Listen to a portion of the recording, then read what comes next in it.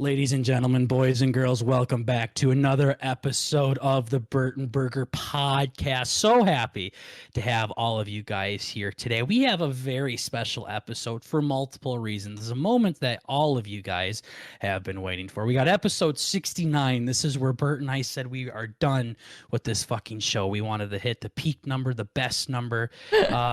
And we also ended up getting a really fucking cool guest at the same time. So sorry, info checker, you missed out on 69, but instead we have LatinKatt, Mrs. Twitch streamer. We got a girl on the podcast, guys. I know. Who would have fucking thought it would have happened? So how you doing, Kat? Doing good. How are you guys doing? Doing good. Now look at, she even included you, Bert, something that I fucking refuse to do on the show. I know. Yeah, gotcha. Just so you guys know, Bert has been on the fucking podcast the past 3 episodes. He just refuses to talk. He gets shy and then bitches to me about how he doesn't get any airtime. So, yeah. What a wonderful turn of events. This is what happens when you host a podcast with your cousin. So, I don't know why I want to call you Latin so bad. No, you can call me Latin too. People either call me Latin or they call me Cat, either or, whichever is more comfortable. I don't know. I don't like Latin. Feels kind of bad. But anyways, okay. Guys, we got Miss LatinKatt on the podcast today. We are Burton Burger. We are just trying to bring a little bit of the family element to the podcast world. That is not family friendly. Whatever you fucking do, don't think that we had some confusion with that last week. But okay. Before we get too far into the episode, Bert, where can our lovely fans find us? Yes, we have full episodes up on YouTube and Spotify, as well as highlight clips up on Twitter and TikTok, with some other fun videos on TikTok throughout the week. Yeah, absolutely. So, Kat, that's the most you're going to hear from Bert today. Awesome. So, no taken. Yep. Yeah. Sean, please stay down. Yep. He's gonna leave now. So, anyways, Kat, why don't you just kind of introduce yourself to the world? Let everybody know who you are and what you do. Sure. So hi guys, I'm LatinKatt. You can just call me Kat. My full name is Catherine. I am a Twitch streamer. I mainly stream Apex Legends. That's kind of what got me into the gaming world and into streaming. But I do stream other games like horror games, like I don't even know, like Devour and Phasmophobia, some like party games like Gang Beasts and stuff like that. Whatever basically people invite me to.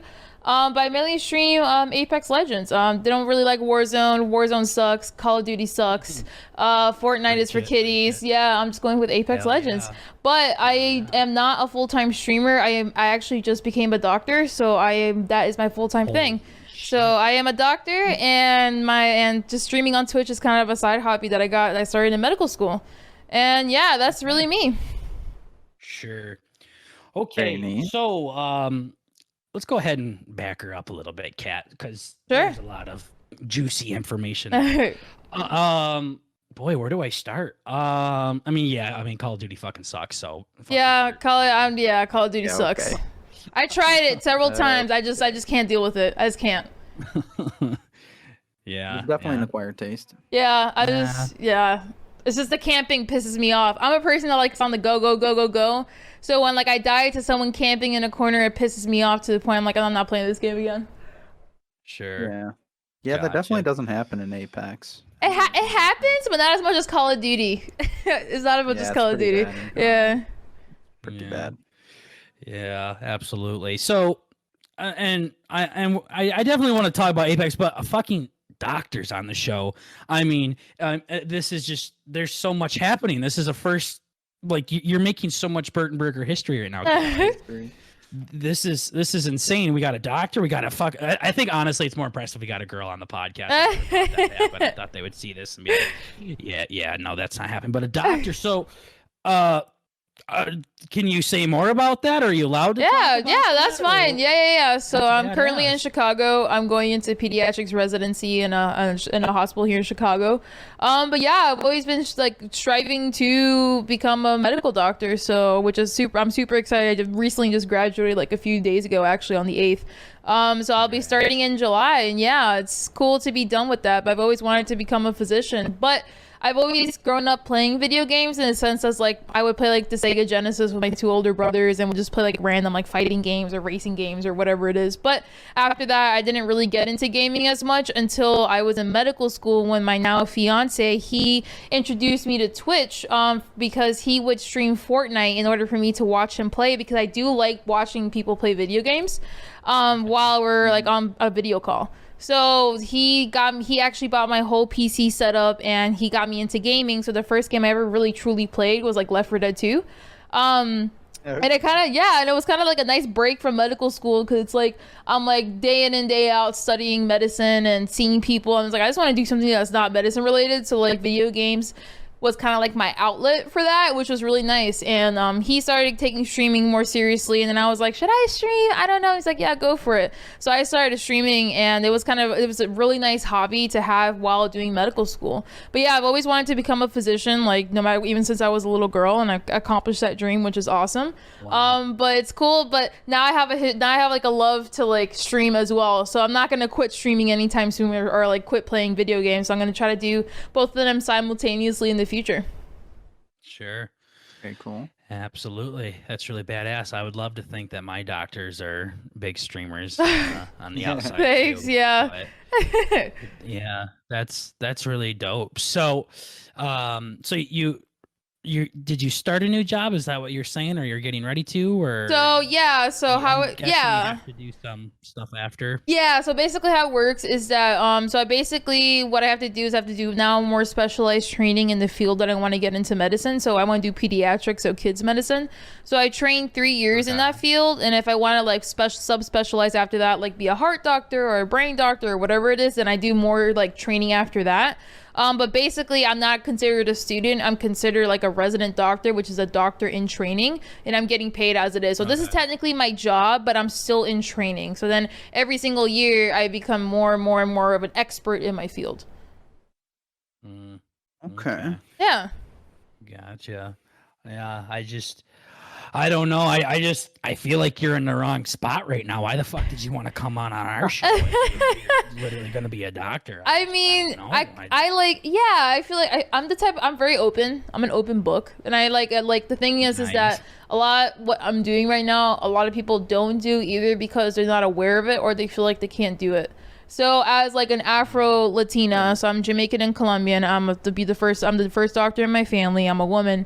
I feel like now in the day and age, you need to see people who are able to do things, whether it's something that you want to do or something that's kind of in that same tier. So that's another reason why I do stream, to kind of be that person. It's like, hey, like I'm doing these things and I'm successful at it and I'm enjoying myself. If I can do it, you can do it too. So like doing things like this and like sharing my story, any opportunity I get, I like to share it because I feel like it's kind of like my duty to share it because it inspires others to do whatever they want to do. So no matter how big or small it is, like I don't care. Like I like talking first of all, and then I also like just sharing my story because I feel like a lot of people don't know it, and I feel like a lot of people need to hear it.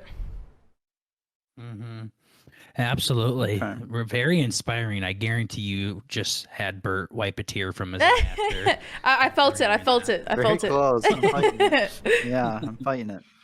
Absolutely. No, I'm kind of lost for words. I can't believe this shit. So Bert, what would you like to ask our doctor guest here today? You have anything growing that shouldn't be growing somewhere, or post it in the chat? I think I'm clean. Okay. I'm good. Gotcha. Okay. Yeah. Gotcha. So, then, a doctor that's like a pro Apex player. That's what I'm gonna tell everybody. Definitely not a pro. I'm a tryhard, but definitely not a pro. I'm a sweaty tryhard. You can put it like that. Sure. Yeah. Sure. Okay. Bert's definitely sweaty, but that's about it. So, Yeah, it's bad. So yeah, Apex though. I mean, Apex is a game that I got back into late season 7 and all of season 8. Tried to drag Bert's dumb ass into it as well, and he occasionally plays. dope game, I guess. We've had some streamers on here that absolutely fucking hate it. So Oh, gotcha. Yeah, I feel like it's either yeah. people really like it or really hate it. I mean, Apex got me into really gaming. Like, I would like play games like beforehand, but not really like how I'm doing it now, where I'm streaming and I'm taking it seriously.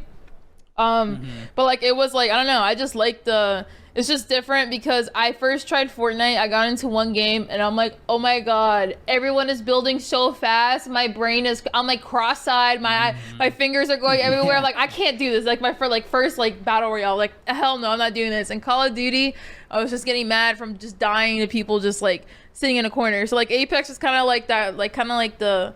Kind of like in the in-between where it was pretty easy to pick up, but also something that I feel like I can really grind for. So COVID was like good in that sense that I had a lot more downtime to actually be like playing the game more and then actually stream more, because I wasn't expecting like my stream to blow up like this. This is something I just did as a hobby. Then it just started growing and growing and growing, and I got invited to tournaments and stuff like that, and I was like, well, I'm just gonna keep doing it. I really enjoy it. And then my community started growing too.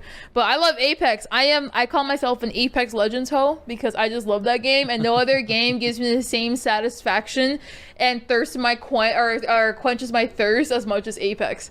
But I don't know, I just like it. It's just different. I feel like there's a lot of females in the Apex gaming community where their first game was Apex. Like they started streaming because of Apex. So I don't know if it's like something that's like it's complicated, but at the same time it's simple in that sense that people pick it up more. But I love that game, even though it pisses me off sometimes and I get tilted and rage off. I still love that game. Nothing gives me that same satisfaction as Apex. Sure. Yeah. Yeah. I don't know what I was gonna say. Yeah. But it's gonna make a lot of sense. Yeah. It's not just because there's a girl in the chat. He's like this literally anytime. Yeah, this is normal. Okay, go ahead. I'll lay out the red carpet for you. Yeah. Yeah, no, I was Absolutely. just gonna say that I have played a lot of shooters in the past, and Apex is pretty unique. Yeah, Like it's just from different. the way it feels and Yeah. I don't know. I think that's like I played Black Ops 2 a little bit back in the day, but I don't know. It's just like all the attachments. I was like, bro, what the hell is this? Like, I don't know any of this stuff. Like, I just like this is so complicated. But then Apex just made it simple, like just a color-based system. You know, and like for certain attachments, certain things, it wasn't like too much of a customization type of thing. But I don't know. Apex is like, and the things that they keep bringing out, it's like cool, but then also it's like, okay, I want like the next thing, and it's kind of something where like I'm a perfectionist. I like to like be really good at what I do, so like it was something that I was like, oh, I can pick it up and like really grind it out, like, oh, I want this and I want that. So that's kind of, it was a game that kind of literally just hooked me on. Like I remember like the first couple days of, or the first weeks of me playing it, like I would stay up all night playing this game, and I wasn't expecting that whatsoever. Mm-hmm. Do you follow like the lore or anything behind Apex at all? It's at first I did, and then afterwards I was like, this is whack. I don't really care. I don't really care anymore. But at the beginning, yeah. Like the first lore what they had where there was like an episode, I forgot what it was, like every week or something like that. That's what I followed up. Afterwards I actually don't really care about it. Sure. Yeah, it's definitely Respawn takes their battle royale very seriously and really fleshing out these Yeah. characters and giving them a backstory and Yeah. everything like that. I think that's what I like about it too. Because like they give the stories and you're like, oh, this is what this character is about. I'm like, oh, they're dedicating this event or this season to this character and this is their story. So it kind of like makes you like more invested into like who you're playing and like more invested into the game, which is cool. I haven't seen that for any other game. Mm-hmm. yeah, like the heroes are more, or the legends are more than just like abilities, like Right. in other games. Exactly. Yeah, and then they're all related somehow. Like somehow there's some of their histories like intertwined. So it's cool because it's like, you know, especially at the beginning when they released the lore, it was like, oh, like let's see what's gonna happen next. So, and I think they have like up to like 13 seasons planned or something like that. So there's definitely they really have like I feel like they've really thought about the story for a really long time. So like, which is cool to kind of see how it's gonna be uncovered with like new legends and new lore and all that type of stuff. Yeah, seriously, and they're kind of doing that thing that I know the MCU is really big into. Yeah. Having like all the inclusive characters Right. there to where everybody can relate to one of the characters in one way or another. I know Respawn, that's something that they take super seriously. So Right. Yeah. And that um, I think that makes people more invested into it. I mean, at least it makes me more invested into it too. 'Cause it's like, oh, like we have like I don't know, we have a Hispanic, we have an Asian, we have a white person, we have a black person. And it's like it's just cool, like of different, of different what's it called sexualities, which is it's super dope. So Yeah. I feel like they really thought it through, which makes people more into the game because not just like a random like Call of Duty character, a random Fortnite character with like a random dance. Like no, it's actually like a character with a story and like this is their identity. Like they even have like disabilities in it. Like Watson is like autistic and like it's just very Yeah. inclusive regarding like who their characters are. yeah, for sure. So who's your main then? I'm a Bangalore main. So I used to play Lifeline a lot more because I was like, oh, I like Lifeline. And I was like, I'm too scared to be up in the front. Like, I don't know what I'm doing. So I would play her and like try to play her. So I mained her for like I started since season 0. So basically at release. So I started playing her the most, and then I switched over to Bloodhound and a Watson as well for season 2. But then I started to get better at the game, and I was like, okay, I want to be like, I want to be like the kill leader. I want to carry my team. Like I want to be in the front line. So I was like, well, I guess I should be a more aggressive character. So it's like, who am I gonna play at that point? At that time of the game, it was either Wraith, Pathfinder, or Bangalore as like the more aggressive characters before they did all the modifications. And I was like, well, everyone picks Wraith, everyone picks Pathfinder. I probably wouldn't be able to play them, so I picked up Bangalore. And I've just kind of just been playing with her like ever since. I think I have almost 18k kills from her with her, and I picked her up season 4. Holy shit. Yeah, I think and then with Lifeline, I think I have almost close to 10k. Yeah, this is like my main game that I truly like. I really do play. But yeah, I would consider myself like a Bangalore main, but I dabble into other characters. I'm starting to pick up Valkyrie. I think she's cool, and her backstory is cool. She's pretty dope. Yeah, yeah. 18k, nice. Bert, you even got 1,000 kills yet in Apex? I have 100, Yeah. maybe 2. Yeah. No. No, I and, think I'm actually at like 400 something, but yeah. No. And of course here at Burton Burger, it's not that we're like, whoa, holy shit, 18k. Look at this chick over. Like, no, that's impressive. Like, son of a bitch. Yeah. I can't imagine it. Like we'll go play, just me and my friends, we're thinking we're getting kind of good at this game and everything, and might try out for this and that, and then we join somebody that literally has 36,000 kills with one person. It's like nah. Yeah. I think there's like a lot of grinders, like I noticed a lot of people really think this game is gonna I think it kind of happened with Fortnite too, where like this game is gonna like give them like that gaming career they've always wanted, or to get a career out of it, like especially this game. So I feel like there's a lot of people who really grind, whether it's ranked, whether it's kills, whether it's wins, whatever it is. Like I feel like people really do grind. I just play just to play it because I just really enjoy that game. I enjoy this game. But yeah, no, I've gotten people be like, you're hacking, or they'd be like, you're hacking because you're a girl, like that's impossible, you're a girl. And then I was like, there's no way. And like, yeah, and I was like, okay, cool. So I just say I'm a 12-year-old boy, and then kind of go along with it. there you go. Yeah, Bert says that too, but for other reasons. So anyway, so Okay. who would you say is the shittiest main, the main that you don't like? Rampart. Or Legend, I should say. Rampart. Rampart's Okay. ass. She's ass. I thought she's so bad. Like she's so bad. Like I remember when you were like, her story is cool. Like, oh, she's like one that makes like the weapons and such. And I was like, when I saw her kit, I was like, damn, that kit is gonna be like nasty. Like that kit is like gonna be insane. You have like a whole mini, like you have a turret. Like the kit is insane. Then when they released her, everything is so slow that like she's practically useless. And I was like, this is the most useless character ever.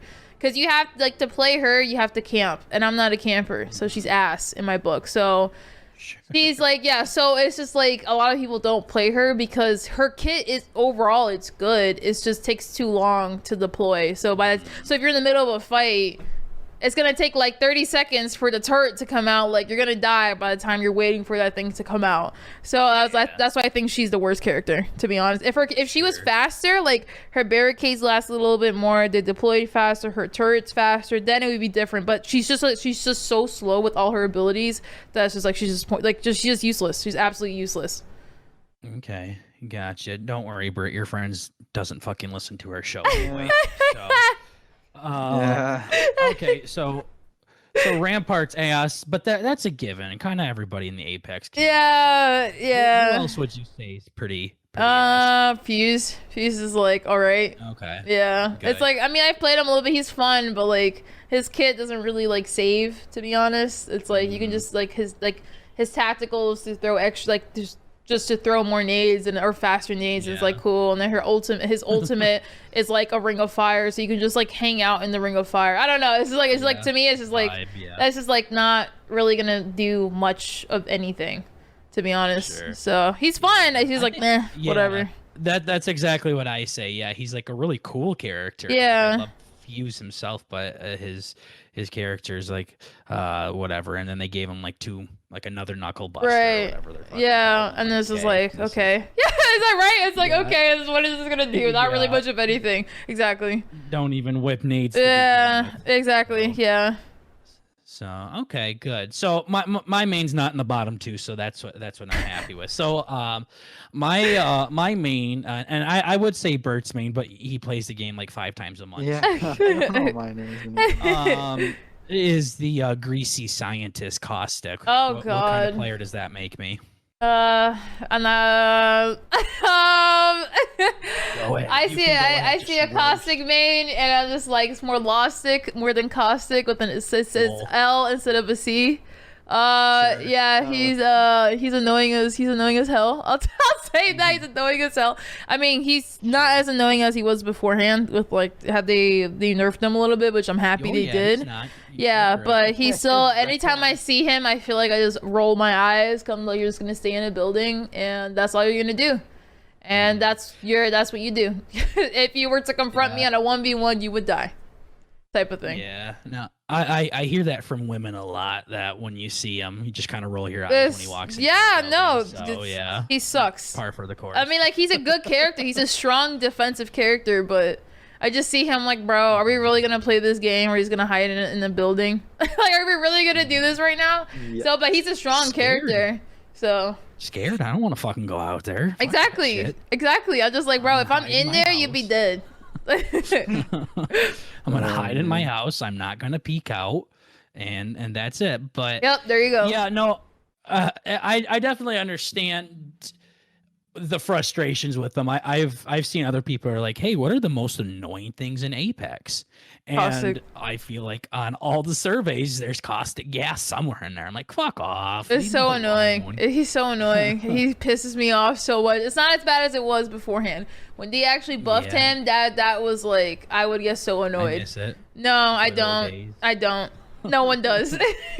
Yeah, no, I remember I was getting like multiple kills. Like, exactly, it's kills from the gas. That was like dope, yeah. One thing that pisses me off is like you're doing really well in the battle. Like you're 1v3, and the last one's a fucking caustic, and you died to the fucking gas. You're like, bro, are you kidding me? Sure. This guy didn't even shoot me. I just died to the freaking gas. Like I'm already getting I'm already getting rage. We're talking about this because it's happened so many times. I mean, it's like I'm doing so well and I died of caustic gas or caustic ult, and I'm like, dude, really? Yeah. Which makes him powerful, but I just get annoyed. He's so annoying. Yeah, no, I mean, I'd like to think that I was one of the people that killed you. I like to. You probably would have. You probably, and I probably cursed you out, and then I just kind of moved on. Sure. I mean, you're talking to a guy that gets like a half a kill every 3 matches, so probably not. But, yeah. No, I mean, we had Chicken Nuggy on the podcast a while ago. Oh, okay. And, telling him that I was like a caustic main that loves the Spitfire. Oh God! Block us on Twitter. Oh jeez. So. Oh jeez. I'm just a baby in the game. I don't know what else to do. But like that's fine. Like a lot of people like playing like that, and that's okay. You know, I have to keep reminding like not everyone plays the game as much as I do or as other people do. And it's like if that's what you enjoy, that's what you enjoy. But like it pisses me off. But at the same time, it's like if that's what you enjoy, that's what you enjoy, you know? It's like I can't, you know. Yeah. If it's like your only time playing the game and that's what you like to do and that's how you enjoy the game, then that's fine. But I get pissed off, but at the same time, that's fine. Sure. What do you think about the new arena mode? I love it. It's awesome. I love it because yeah, I mean, I feel like it kind of exposes the people that can only like kill people by third partying or fourth partying or just sniping or whatever it is. So it's cool. Like it also gets sweaty. So I've had some matches where it's like I'm like I noticed that if we 3-stack, we're going against another 3-stack, and it's like a whole like, you know, clan or team or whatever it is, and it's like it's good because I feel like it really helps you learn about, one, you have to make like your shots count. So if you miss your shots, it can really be detrimental. But also if you mess up in your team, then like it messes up your entire team. So like if you mess up, everyone like it's just messed up, it's done. So I feel like it's good to kind of like make sure like you have to reuse like your resources, have to position yourself fine. Like it kind of gives like that spirit of Apex of using the abilities and like using guns and trying to figure out what you need on limited resources without the battle royale aspect of like the third partying and dying to like a charge rifle and fucking 500 meters away while you're in the middle of a fight type of thing. So I like it. I think it's gonna be cool. I mean, I think it's cool. I really enjoy it. I think they're gonna be releasing ranked arenas in like a month or so. So I think that's gonna be cool because I enjoy playing ranked, but I don't like it because, one, the queues are long, but then two, you just like there's so much BS that happens. It's like you're doing really well and you die to a charge rifle from 500 meters away and your game is over, and that's annoying. You're like it's like, what am I supposed to do about that? But then in ranked arenas, it's like it's a clean 3v3. If you lose the fight, you're losing a solid 3v3. It's not like you lost to a third party or a fourth party or whatever. So I think it's gonna be cool. I feel like a lot of people are gonna be playing more ranked arenas. I mean, I will, but I really like it. I think the game needed it because a lot of people were leaving the game because of like either the devs weren't listening to the people or like they're like ranked was getting boring or pro or like sub or what's it called pubs was getting boring. So I think it was a good addition. It's not the battle royale wonders of Apex, but it has a lot of like what makes Apex special, more isolated into the arenas mood. Mm-hmm. Yeah, absolutely. No, and I totally agree with that. One thing that I've heard out of Kat talking here, Bert, is I'm pretty sure the squad that we play with is like she would absolutely just fucking hate us. Like everything that she's described that she hates, we have somebody in our group that does it. Oh, so. I bet. Yeah, I bet. Yeah, literally, like we have a caustic, we have a sniper, we have people that fourth and sixth party, and we usually lose anyways. But yeah, so I'm glad to know that. Yeah, got a rampart too. See, I'm the type of person where like I like to do clean fights, and like if I lose a fight, then it's like I lose a fight, you know. But like I hate dying to like BS like that. But that's like the nature of a battle royale. Like stuff like that is going to happen, which makes battle royales annoying. So I think arenas like kind of like gets rid of that BS that people don't want to experience. But pubs are still fun, ranked is still fun, like I still play it, but like it kind of is like I'm like, you know, I'm done with that BS. I'm getting really tired of that. Like I keep dying to that. Let me just go to arenas where it's a little bit more cleaner. But I mean, arenas you can still have all three people sniping. I died to an arenas game because all three of them had bows, and I was like, are you fucking kidding me? Like I can't do anything. But before it was a nerf, I'm like, I'm getting headshotted and body shot. I'm like, I'm dead in 2 shots. So stuff like that still happens, but it's less of it compared to pubs. Mm-hmm. Yeah, absolutely. And you did say something earlier, Kat, about how you, as you got better, you wanted to be the one that carries a team, he's in the front of the line and everything like that. And I want you to know that if you needed teammates in which you 100% would carry the team and get all the kills and everything, then we're your boys. Okay, sounds good. Yeah. Boost my stats. Boost my stats. Ours too. You guys too. Boost that win rate. Yeah, get those dubs up a little bit. Yeah. So, absolutely. So, what about outside of Apex, and we look a little bit at your Twitch here? I mean, your partner's on Twitch. With everything, you have a really awesome following on Twitch. What was that kind of process with Twitch when things started taking off? Was it like a single event or something like that, or did it just kind of start happening out of nowhere? Yeah, so it was like weird. So I've been streaming since 2019, October 2019. And it was just something that I picked up just because I was so tired of medicine and just being like, I need to do something else. Because I actually used to power lift beforehand. So the first 2 years of medical school is a lot more like opening a textbook, sitting down in a library, reading it, studying it, and then taking a test. The last 2 years of medical school is when you're at the hospital. So I started Twitch streaming during the last few years of the last few years of medical school because I was like, I need social interaction outside of medicine. Like I just want out like this stuff outside of medicine, and I just didn't have time to be going out and about. So I was like, I saw my fiance streaming. And I was like, should I start it? And he's like, yeah, why not? It's like, I don't know if I'm gonna be good enough. Like, just do it. So I just kind of started it as a hobby. Like, I'm just like, slowly like building up my setup, like a better camera and lights and nano leaves and whatever it is. But then I started. It was like I had a lot of times where I would stream more, then stream less, kind of just depending on my school schedule because obviously school was first for me. But then afterwards, like I started putting more content out on Twitter. So my Twitter started growing a little bit more because I started putting like little mini montages on there just to kind of like expand my following. 'Cause I didn't really have that much time for YouTube or TikTok or whatever it is. I was like, I'm a med student. I'm streaming in itself is a lot because I was trying to be consistent. But then I was on Twitter as it is, so I just started putting more stuff on Twitter.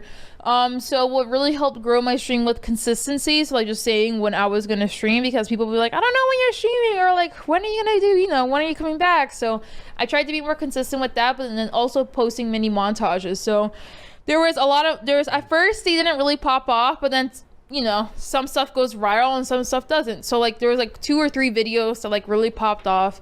And some larger streamers who were not part of that weren't really that much into the Apex Legends community as much as now, they reached out to me and they wanted to play with me. So that was kind of like helped me boost like my exposure just a little bit more because like my name was out there playing with bigger streamers. Is that because like you were kicking ass and yeah, so they were like, yo, you're so good, like, oh my god, like, you're so good. And like I'm like, okay, but like exactly, I was like, all right, and like, you want to play? I was like, okay, sure. But like I didn't know them at all. But people were like, yo, you're playing with this streamer. Like I was playing with like Physical Gamers PG and like their squad, and they were like, oh, you don't know them? And I was like, no, but like, you're on YouTube. And like I don't go on YouTube. So like I got exposed to like them, and I played with them a little bit more, and then I got to know more of their friends from just playing with them and such. But then I posted another montage on Twitter that really popped off as well, where it was called Girls Can't Be Good at Game, or Girls Can't Be Good at Video Games. And it was because this guy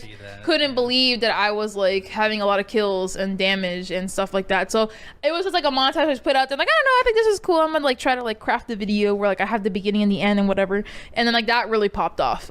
So more people like started coming into my stream because of that. Other larger Apex Legends streamers started to get to know me a little bit more, but then kind of like the really big thing was that I got invited to Twitch Rivals. So I got invited into Twitch Rivals. I wasn't expecting it, but they were like, hey, we're looking for captains or whatever. So I got to play with Zach Mazer and We the People, and we got second place, and we almost beat TSM. We lost to a collateral double headshot, which we were winning the entire game, the entire tournament. It was like 300 meters away, and it was a double collateral headshot, Kraber shot. And that really took us out the game. We would have won the tournament if it wasn't for that shot. So yeah. So that really kind of like boosted everything up, and like kind of like throughout the entire journey of me like playing with other larger streamers and people getting to know me more and playing in Twitch Rivals, and that we did so well in Twitch Rivals really kind of boosted my stream a lot more. And this all started happening January of this year, so like around like a year and a half of me streaming.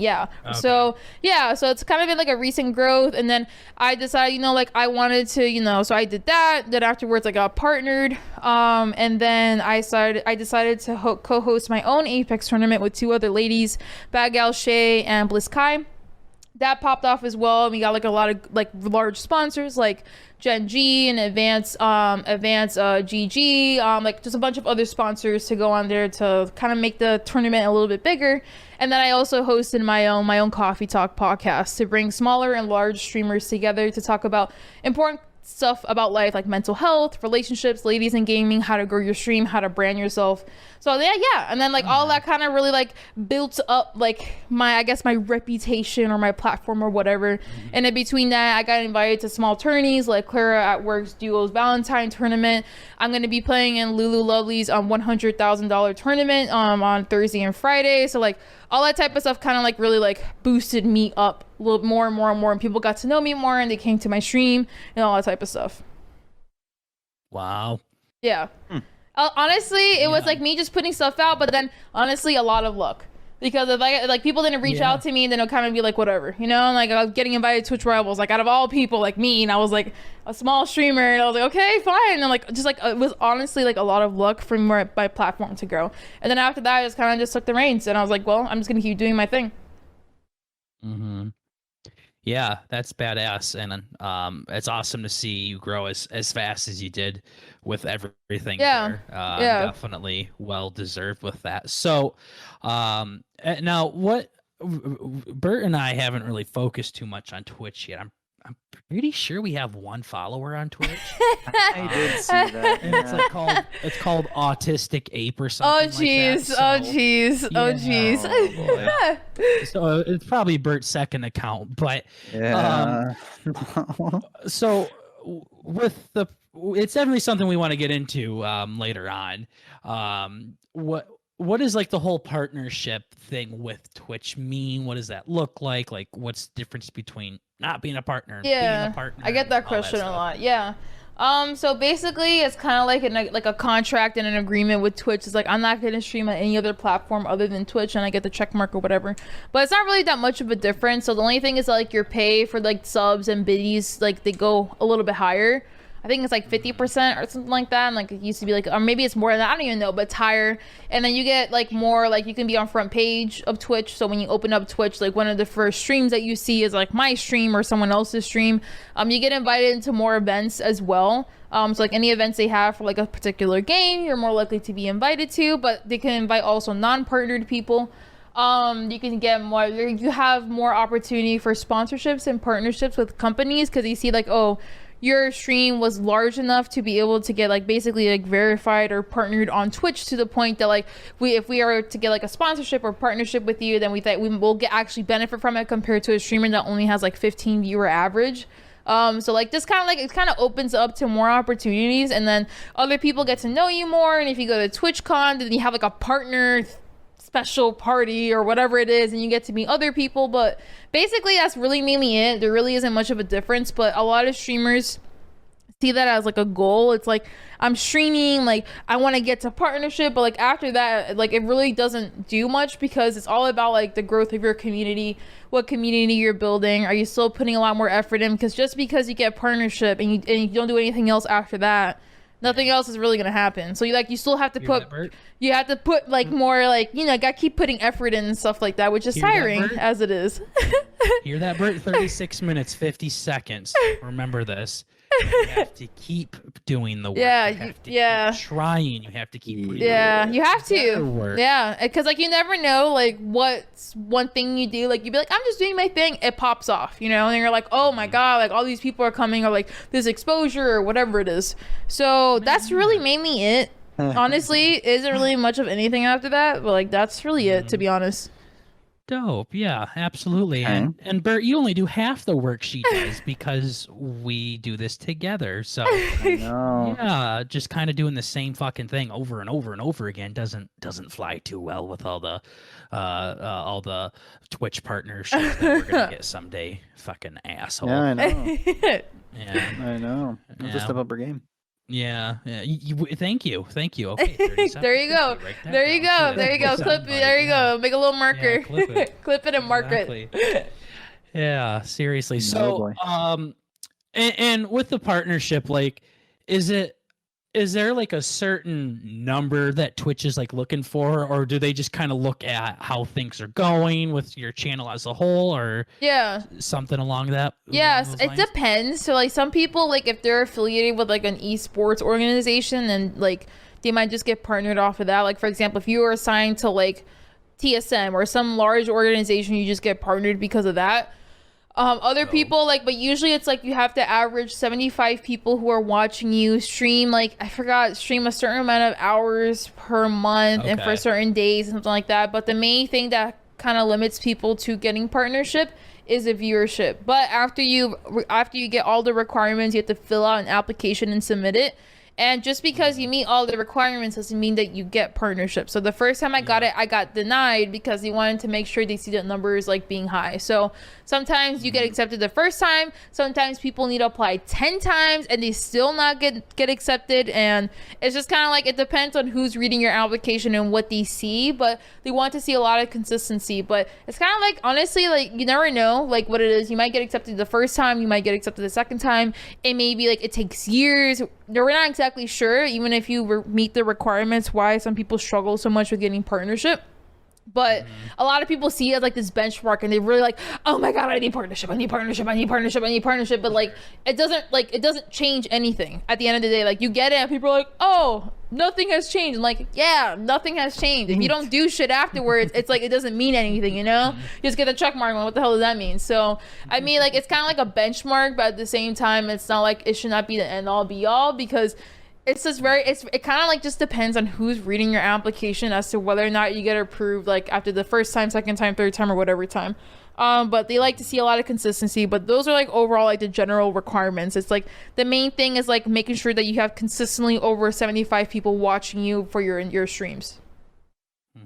Okay, gotcha. Yeah, I'm sure whatever the record is for the longest time to take to get partnership, Bert and I are gonna fucking crush it. So.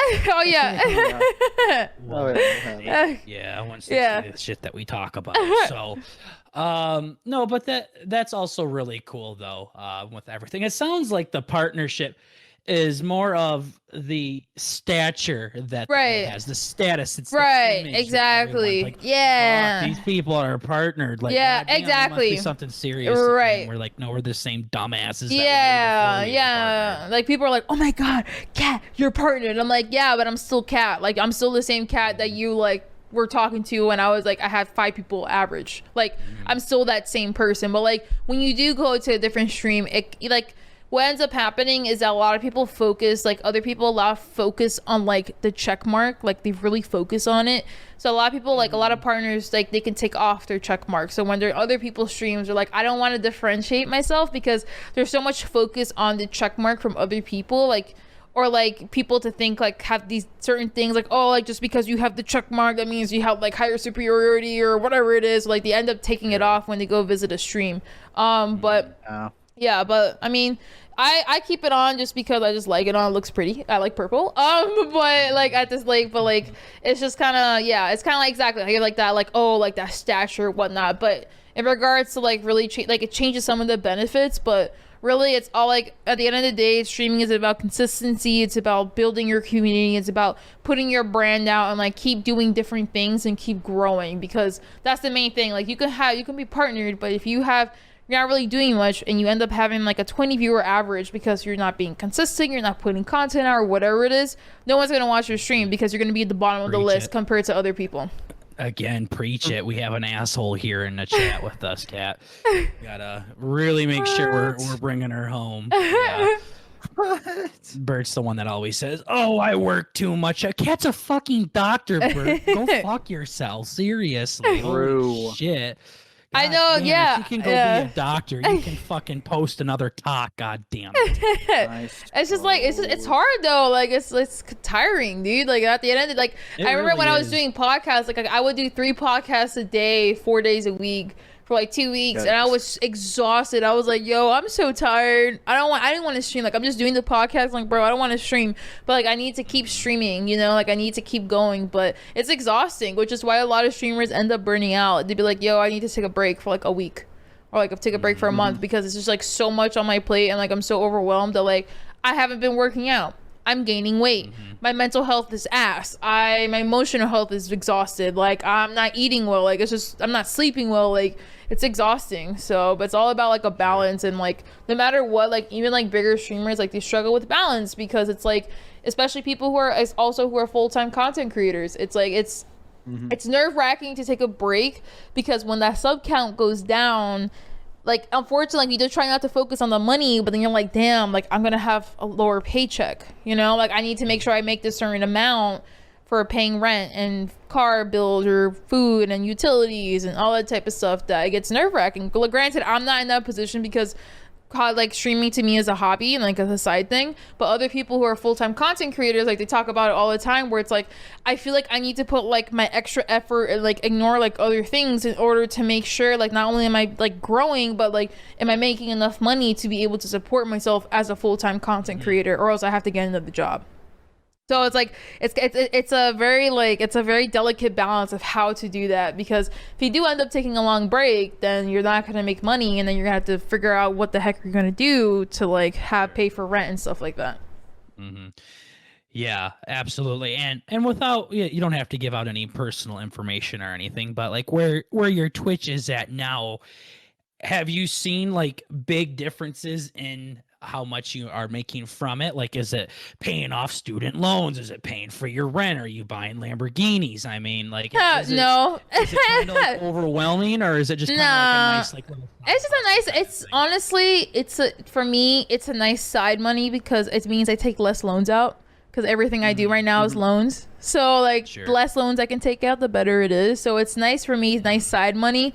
So like when I think for Twitch Rivals, since we got second place, we each earned $3,000. Like that was nice. I was like, yo, like I can visit my family after graduation, which is what I'm gonna do. Like I can visit my brothers that I haven't seen in years. I can visit my family, like my parents I haven't seen in. So like that's like nice side money where I'm like, I don't have to take extra loan money out in order to do that. Like I can do that like worry free. Or like, oh, I can pay for like extra things to upgrade the house or upgrade the stream or whatever it is. So it's nice to have it, but it's not like I'm getting like $10,000 a month. Like there's like that's a lot of money that I'm not earning, because I just can't. I literally like physically I do not have the time to be able to stream that long to be able to get that much money. But I mean, it's nice side cash. I'm not gonna lie, it's nice to have that and like feel like, okay, like I can put that in my savings that if something were to happen, I have the money there. You know, like if I have to do like an emergency flight because something happened in the family, like I can do that. I don't have to worry about where the hell I'm getting this money from. But yeah, I mean, it's nice to have it. I'm not gonna lie, it's nice. And it kind of, I'm like, I have an emergency fund, which I could say beforehand because everything is loans and the loans are an emergency fund. But like, I have an emergency fund where if something were to happen, I have that there, which is like, you know, it makes my mind like more at ease.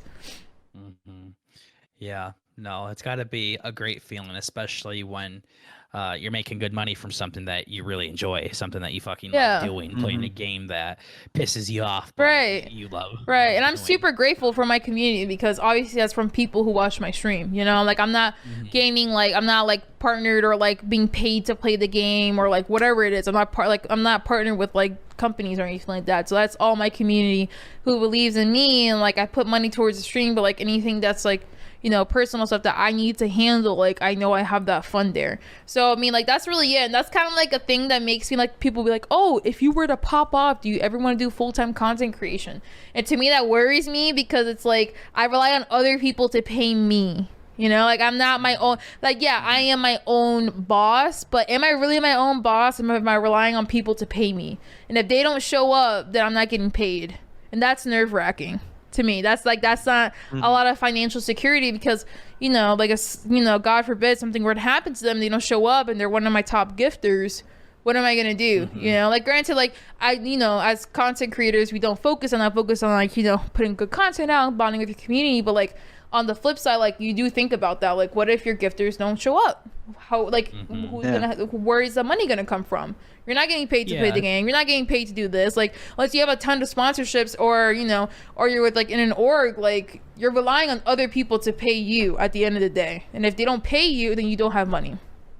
Seriously, yeah, no, at the end of the day, Kat's not gonna have her top, you know, whatever it is, donator show up, and then she's gonna turn her stream off and go be a fucking doctor. So, I mean, yeah. It's just I'm still just blown away by that. Like, are you nervous at all, like with your professional career and your Twitch career, that they could ever cross paths or something? And yeah, totally spook you? Yeah, okay. I mean, totally. I mean, definitely. It's like I'm it would be weird for them to not cross paths, to be honest. It would be very strange just because the internet's out there. But it's not like I'm being derogatory or being racist or homophobic or like growing on people or whatever it is. Like, this is my personality, you know? Like, this is who I am. And I'm not like being this, like, you know, this crazy person outside of the, like, the professional field that's like doing all these crazy stuff. Like, no, I'm not doing that. I'm just doing my thing, and I'm playing video games, and I rage sometimes, but that's okay. I'm not like going on people or anything like that, but that's fine. I mean, I have to, like, as like a professional, like, I do have to make sure I don't cross those boundaries. Like, if like viewers would be like, oh, I want my kids to go to you, like, I can't do that as like a personal, like, professional, like, kind of like the lines start blurring there. But like, I mean, I wouldn't be surprised if I see a patient for some reason, like, if for some reason they know me, they're like, oh, I watch your stream, like, I wouldn't be surprised if like that happened. But at the same time, like, it's okay if they do cross paths, because this is something I enjoy, and it's not something I'm trying to hide. Like, I'm not trying to hide this part of me, type of thing. Sure. Oh, yeah, good. we can't say the same thing, unfortunately. We're trying to hide this as best as we can. We're definitely derogatory, I guess. We say lots of questionable things. Yeah. Yeah, we say a couple bad words here and there. I mean, I curse too. Like, that's you know, like, that's just who I am, you know, like, in the workforce, we curse, like, obviously not in front of a patient or anything like that, but like in the background, like, I can't believe that fucking happened, like, type of thing. But like, you know, that's not like you're like going at them, you know, type of thing. Yeah, usually all mine goes directly towards Bert. So it's just like, you stupid fucking bitch. Like, what are you doing right now? That's that family blood. Just like, oh, yeah, exactly. Seriously. So, yeah. And then you mentioned a podcast. You said you have coffee table break thing. Coffee talk. Yeah, coffee talk. Yeah. Yep.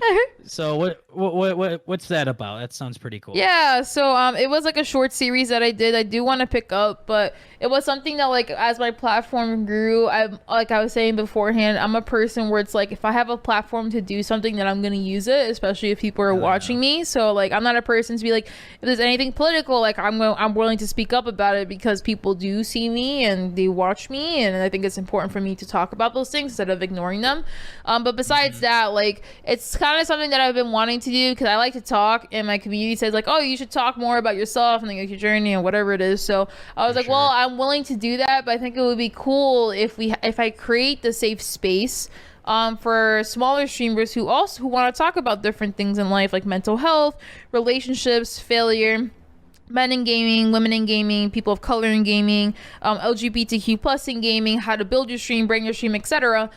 Parents in gaming, like how to have them talk about it with also larger streamers. So like people who wanted to talk to me about this type of stuff, or people who want to talk to their favorite streamer and be able to have this opportunity to talk about them, to like decrease that, like, or like to try to like minimize that thing. It's like, oh, you're a larger streamer, I don't know if I'll ever be able to talk to you, like, you're this big grandiose person, like, I don't know if I'm gonna be able to, like, I wanted to like kind of remove that, in at least for in a short period of time, to talk about something that affects all streamers, but then something that affects also people as well, and to give that platform and that space to talk about it. So basically there are 1 hour segments on like the topics. It'd be like failure, and like streamers talking about their failures, how they deal with it, any advice to give out, what you've been learning, things like that, and to kind of give like spread so I kind of have the different communities like kind of learn more about their favorite streamer, like not like, oh, they're an Apex Legends streamer, but like, oh wow, I didn't know that they went through this, and like this is how they deal with them, so kind of relate to them a little bit more,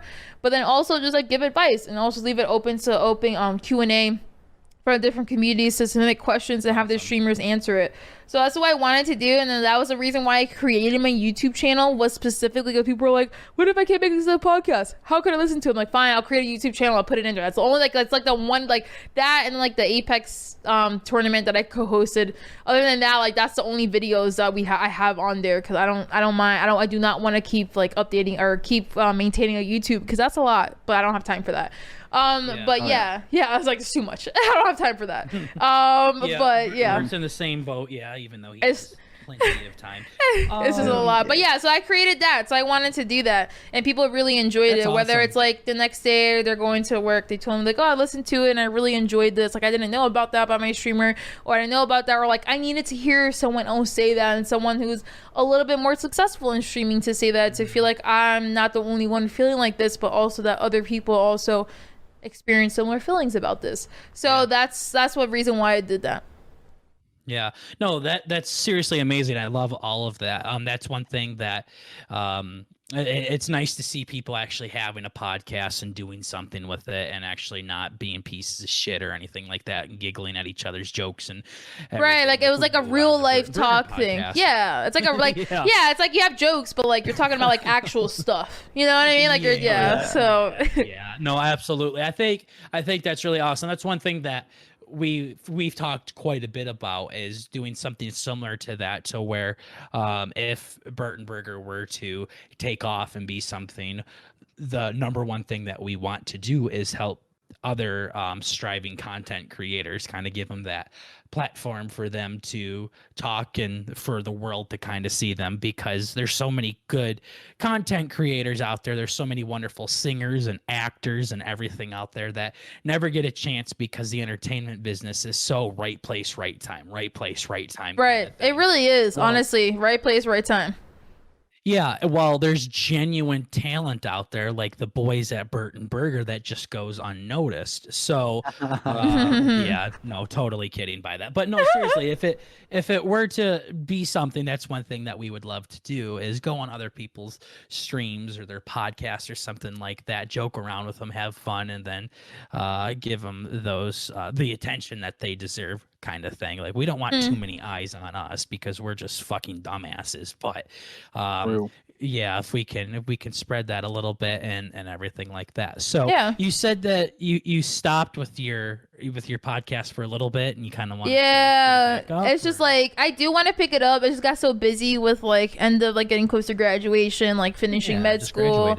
Yeah, and like seeing family and tournaments. I'm gonna be moving. Like I just have so much stuff happening that like I'm just like, I just don't have time right now, but I do want to do one. So like one that I want to do is to get people who are part of the competitive scene who play Apex. So like whether they're signed or unsigned, but they play like they play competitively, like to get them together and to talk about like their journey of how they got into it, what's like the behind the scenes of them competing. Like, cause a lot of people just know them as competitors, but they don't really know them as people. So like I kind of wanted to give that space to be able to talk about that type of stuff so people can learn more about the competitive scene.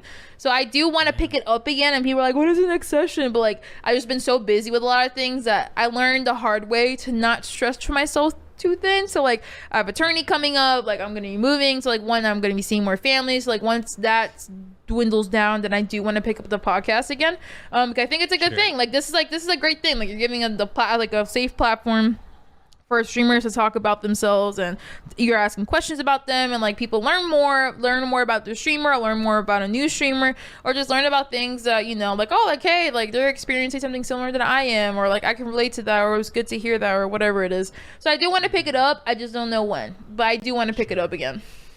Yeah, absolutely. And just like my Apex offer, if you're in the scene or in the lookout for small shitty streamers, I mean, Bert and I got you. Help you out with that. And Bert's fucked. Not saying he had anything bad happen to him. He's just fucked. So he'd be a great, you know, he'd come on and talk lovely about stories. Yeah, absolutely. No, but that seriously, that's awesome that you're using your platform to talk about the serious issues and things like that going forward. So now there is one other thing that I wanted to ask you before we get on to this next section here. You said that you're engaged and your fiance also streams, right? Yeah, so his name is ClockQ on Twitch, and yeah, he got me into streaming. He bought my setup, he bought my PC that I'm using right now, like he bought everything. But yeah, he's more like he was like really into gaming, like just growing up as a kid, and has been more closer with that, and like knew more about Twitch and stuff like that. But yeah, he games as well. He mainly streams Apex Legends, but he dabbles into other games. Like I think he was playing like Assassin's Creed or something like that, like other games as well. But yeah, he's mainly more of an Apex Legends streamer as well. He's just smaller than me. Sure, gotcha. Of course, right. So, what the fuck was I gonna say by that? Fuck, fiance, engaged, husband. I don't fucking know. Holy shit, Yep. boy, this is how you feel all the time, Bert? God damn. Yeah. Um, Yeah. It's just oh, leaking right out of you. yeah, Bert, what would you have said if she was like, yeah, no, I have a fiance, his name's Moist Critical, and blah blah blah. Yeah. That one was- Yeah, literally, I'd be like, huh, interesting. No, so yeah, that's always got to make somebody feel good when they're have their stream and everything, and they're like, yeah, babe, you should totally stream, yeah, and just thinking, Yeah. it'd be cute and everything, and then she just Yeah. fucking sails right past. I'm Yeah. Yeah, I feel Yeah. bad, but at the same time, like it's like I'd say it's a lot of luck because I just like put some stuff out there and it kind of just popped off, and then like things just fell on my lap. But yeah, I think it's Oh, yeah. cool that like he got me into streaming and I got into it. It's kind of like we like I give him like we both enjoy gaming, we both enjoy streaming, which is cool, and we kind of like we don't really have that much other than like being loud because I'm typically a very loud person. But Sure. but like other than like we don't really have like the discussions like sometimes we do be like you're streaming a lot, let's hang out, but it's gone to a minimum because we talked about it and like we kind of like respect like if we're streaming type of thing. Mm-hmm.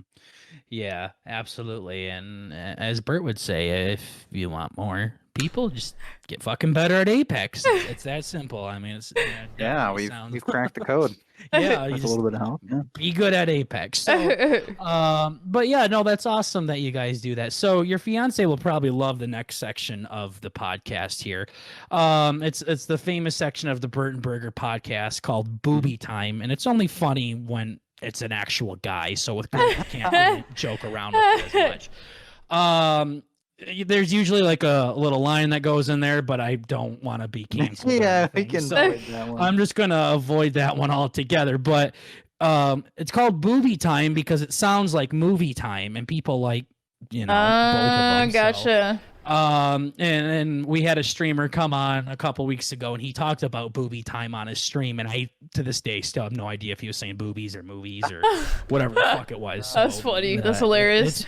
It's doing what it's supposed to do. So, and I did tell you a little bit about it, Kat. It was Yeah. about just kind of thinking about the most fucked up movie you've ever seen, the wildest, wackiest movie that you've seen. We're trying to avoid snuff films as much as possible. We don't really need to see ISIS people cutting fucking heads off. Yeah, that's a little too much. yeah. That's a little extreme. Better things I'd like to be doing with my days. So we did watch one last week though, and chime in whenever you want if that's you want right. to talk about how fucked this movie was. But we had Info Checker come on last week, kind of a big guy on iFunny, and just really cool dude, and he brought up Midsummer. Have you seen that one? No, I have not. Okay, good. You can watch something else. Watch Teletubbies or some shit Gotcha. like that. Literally anything else. Yeah. So, have you heard of Midsummer? I've heard about it. I just never watched it, but I've heard about it. Yeah. So, what kind of movies do you like? Do you like our weird fucked up taste, or are you kind of a PG girl, or I like thrillers. I like thrillers thrillers / horror. Not like horror in your face, but horror in Sure. the sense that makes like you have goosebumps. And you're like, oh Sure, shit, lots like of that's like goosebumps in you're like, Midsummer, oh, yeah. you're like, oh shit, like this is actually happening, So like, Yup. yeah, so like you're like, yo, Alright, this maybe is you should yeah. watch this. So Fuck I like yeah. this is messed up, like this is actually fucked up type of thing. But yeah, I'm a thriller type of person, so like I really enjoy I like all the Christopher Nolan movies. I like movies that make you They're think a dope. lot. Yeah, they're really Yeah. cool. Let me see. Sure. Like I really I like, for example, Netflix. Like my favorite shows today is like Dark, which is like a German movie about like time travel, which is super dope. Like super confusing. The other one was Mindhunters. That one's a good one Yeah. to try to like figure out like a psychological like theory regarding why what's it I've called? seen Why some of that. yeah, like why I keep forgetting the word. Why serial killers become serial killers, and like what's like the Sure. what's like why they become it, and try to figure that out. Another one that was good was Altered Carbon. That one was interesting. Not really a thriller, but like it's just like interesting on your seat. Like I just recently binge watched Handmaid's Tale. I'm trying to think of other stuff. I watched them on Amazon Prime, which is about like Jim Crow and like like a black family like going into a white like a white community and having to undergo racism and like like haunting them for being black, like stuff like that. That's like thriller and like what the fuck like type of stuff. But yeah, that's like my type of like those are like my type of movies and shows. Like I'm a person that falls asleep easily. Like if it doesn't like really grab my attention, there was like I like comedies in here and there, but like if it doesn't really grab my attention, I'm gonna pass out. So like I need like that like to kind of like keep me on my edge, like keep on the edge of my seat type of thing. So like those are like that's why I watch like thrillers and stuff like that. Sure. So everything you just described that you like, Midsummer has all of that. Plus. Oh, boobies. really? Okay. Yeah, Gotcha. Yeah. So It's quite something. yeah, it's fucked. It made it kind of gave me goosebumps on my tummy. Like I just didn't like how it was jeez. It's literally everywhere. Yeah, in spots that I didn't know I could get fucking goosebumps. Seriously, and It was bad. so Midsummer is like a big summer festival over in Sweden and shit like that. Something us fucking white Americans don't know anything about because outside of America doesn't exist. Oh yeah, in 100%. everyday culture. So yeah, I had no idea what the fuck it was, and it's a huge cult. The movie was not Midsummer's, and that Midsummer's dope and everything, but the movie was the real one was really fucked. There was old people kind of yeeting themselves off of cliffs and everything. Oh jeez. Like that. Oh jeez. And they're all like, "Oh no, this is culture. This is what we do here." Oh like, jeez. Fuck your culture. Yeah. Yeah. It's like okay. It makes you think like, what the fuck is like it's just like there's like people out there who like believe in this type of stuff, and you're just like, bro, like I know this is like it might be fake, but I know there's some people out there who like really true believe in like this type of stuff. Yeah, no, seriously, it's just a bunch. It's not just a bunch of old people fucking eating themselves, but a couple did, and there was lots of there was incest in it as well. There was willies getting cut off. There was some pretty gruesome images. Something that you want to watch your kids. Yeah. There was a pretty big. How can I say this politely? Because we have a lady around, Bert. There's a big fuck scene at the end, just straight. It was. Yeah, explicit. Yeah. Parental advisory encouraged. Yeah. There's a bunch of old women around, just kind of chilling, eating popcorn, watching it happen and everything. So. That's that's kind of disturbing. Yeah, and they were also naked too. So yeah, it's a great film. No. It was like the weird thing is it was super like professional though. Yeah. Interesting. Like it was sounds one like of a those horror story, but yeah, it was one of those ones where cinematography wise, it was a beautiful movie. Like it looked amazing. It was kind of filmed like those Christopher Nolan movies that you were talking about, like really, really well done. Right. It's just the plot really gave Daddy the willies, and I just didn't like it. Yeah. So yeah, that was Midsummer. Bert and I didn't like it. Bert actually said it was the most fucked up one that he saw. Bert, do you still believe that? Yeah, I'm still trying to block out the memories. Yeah, no, I still thinking like Cannibal Holocaust was worse, but yeah, Midsummer. Jeez, just the name of itself just like sounds wild. The Cannibal, that just sounds wild. Oh yeah, no, you can skip over that one. We had Survivor Quotes X kind of recommend that one. We're like, dude, you're fucked. He watched it when he was 12 or something. So, but Midsummer also had Eyebrows Man in it. I fucking don't know that kid's name, but he has the weirdest fucking eyebrows, and I've seen him in different movies and kind of just ruined the whole thing for me. So of course, if he wants to come on the podcast, he's more than welcome. But yeah, so that's Midsummer, Cat. So if you want to watch it, make sure younger people are 10 feet away from Very I'll make sure. far away. Very far away. But yeah, so that was booby time for Info Checker.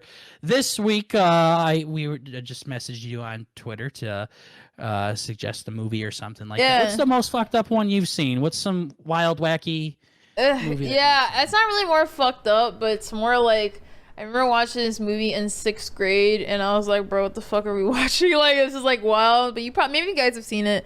But it's 2001: A Space Odyssey. Or like talk about no, okay, so it's like it's an old film. It's huge, like it's like 3 hours, something like that. I watched it in 6th grade and I just had no idea what was happening. But it's about like the future and like how things are interconnected between like different like times, and it's like they have like a big giant black wall, they have like the scary music for like 15 minutes, and you have like apes like running around. It's not really scary. It's just like, bro, what the fuck am I watching? Like, this is what they think time travel in the future is gonna be. And you got like big babies like in the middle of space. Like, it's just like, it's a very weird movie to like think about. Like, this is what you guys think like the future is gonna be like in the 90s. Like, or I didn't even know when this movie was come out. I don't even know. I think it's like a classic to watch. I think it's right, 2001. It's a 1968 film. This movie came out in 1968.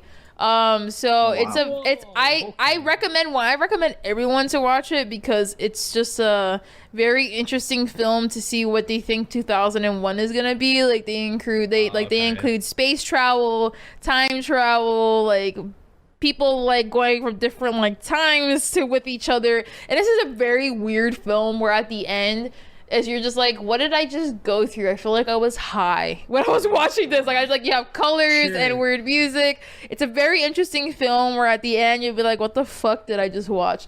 But it's a good movie. I highly recommend to watch it. Well, yeah, so I've never seen it, but it's one of those like classic films. Right, exactly. Like, yeah. It's one of the most popular movies of all time. It was written and directed by Stanley Kubrick. So yeah. It's a really huge thing. I did not know it was in the fucking 60s. Yeah, it's like, dude, the graphics are like the apes are like people. You can like see it. It's like a very like, it's just like, you're just like, yeah, the graphics are just like, I remember watching it recently. I was like, bro, what the fuck is it? I remember I watched this in 6th grade in the span of a week, and I was like, my teacher was just like so into it. He was like engulfed in it, and I was like, the rest of us were just like, what the hell? Yes, in school, in English class, and I was like, bro, what the fuck are we watching? We have to write an essay about it and everything. But it's like one of those classic films where like, if you guys have not seen it, it's a very interesting films, a lot of weird colors and shapes and things flying in the air and music and just weird, wacky type of movie. I recommend it. It's a very interesting watch. I'll say that. I'll leave it at that. Sure. Gotcha. Well, it sounds less traumatizing than a bunch of old from Sweden's breast. Yeah, I wouldn't say it's not like that, but it's definitely like, you're just like, bro, I just feel like I just smoked some weed. I just went through like, I was like picturing these things like back in the day in 6th grade. Yeah. So like, it's a weird, wacky film that like, whenever you said that, like literally that's like the first thing that I thought of, because I still watch and like, the fuck is happening right now? Like, what is happening right now? Because like, yeah, I would recommend that movie, 2001: A Space Odyssey. Sure. Absolutely. So Bert and I will watch that within the next week or so. He usually comes over, we eat popcorn, hold hands, and just kind of watch movies together. So, nice.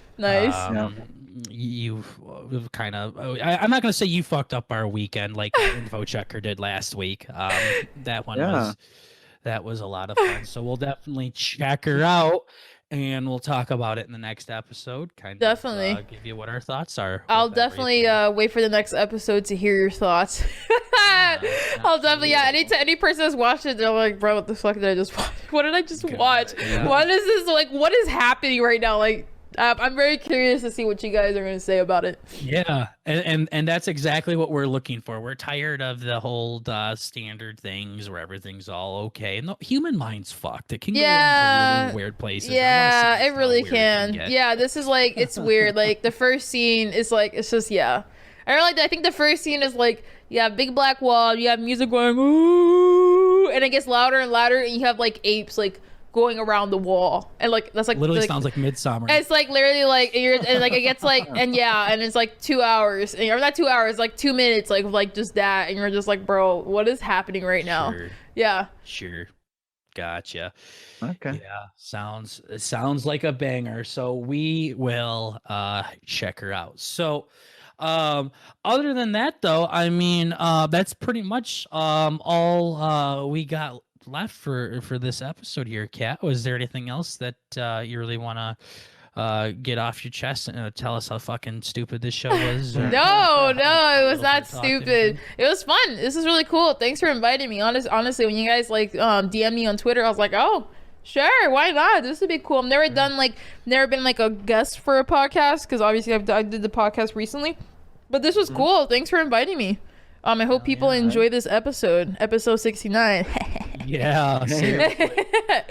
In true Burton Burger style, we always Right? have to hold special for. Yeah, you're literally the first female to be on the show. Am I and really? probably Really? the last, yeah. Really? Yeah. Oh, why? Are you guys intimidated to invite females or what? I mean, if you go through and look at our podcast titles and stuff like that, usually people are kind of turned off by it. Oh, and everything. I was reading through them and I was like, oh, interesting. Okay. I'm like into Yeah. that weird type of stuff. Like to me, it doesn't faze me. Like I kind of be like, if you're not hurting me or hurting yourself, then it's fine. So like, you know, this Hell is yeah. that's just you know, it's work, life. that's all. Yeah. Sure. Absolutely. Yeah, well, honestly, we really did have a good time. Thank you for coming on. I know it was kind of spur of the moment and everything. No, that's and no, it's we were okay. both No worries.